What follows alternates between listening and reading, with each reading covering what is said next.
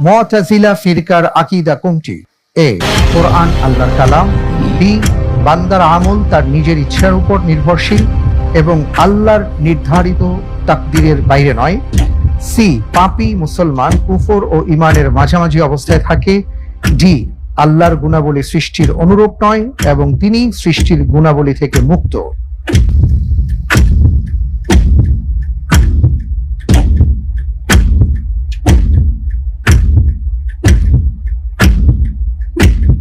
তাওয়াক্কালতু আলাল্লাহ। আমি উত্তর হিসেবে বেছে নিচ্ছি অপশন সি।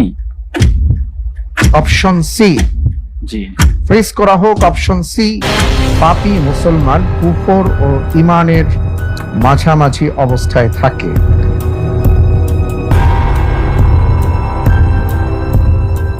আপনি বলছেন মুতাজিলা ফিরকার এটা আকীদা।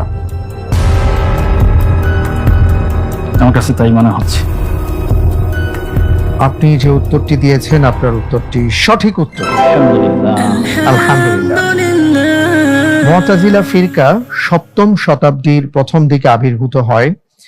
তাদের উদ্ভাবিত ভ্রষ্ট আকীদার মধ্যে রয়েছে আল্লাহর সিফাত সমূহ অস্বীকার করা, মহান আল্লাহকে আখিরাতে দেখা অসম্ভব, আল্লাহর কথা তার অনাদি বিশেষণ নয় বরং তার সৃষ্ট বস্তুমাত্র, তাকদীর বলে কোনো কিছু নেই, মহান আল্লাহ মানুষের কর্মের স্রষ্টা নন, মানুষই মানুষের কর্মের স্রষ্টা, পাপী মুসলিম কাফিরও নয় মুমিনও নয়, আখিরাতে সে অনন্ত জাহান্নামী ইত্যাদি তাদের আকীদার মধ্যে অন্তর্ভুক্ত। আল্লাহ রাব্বুল আলামিন আমাদেরকে এই জাতীয় ফিরকা বা ভ্রষ্ট আকীদা থেকে হেফাজত করুন। আল্লাহুম্মা আমিন। আল্লাহুম্মা আমিন।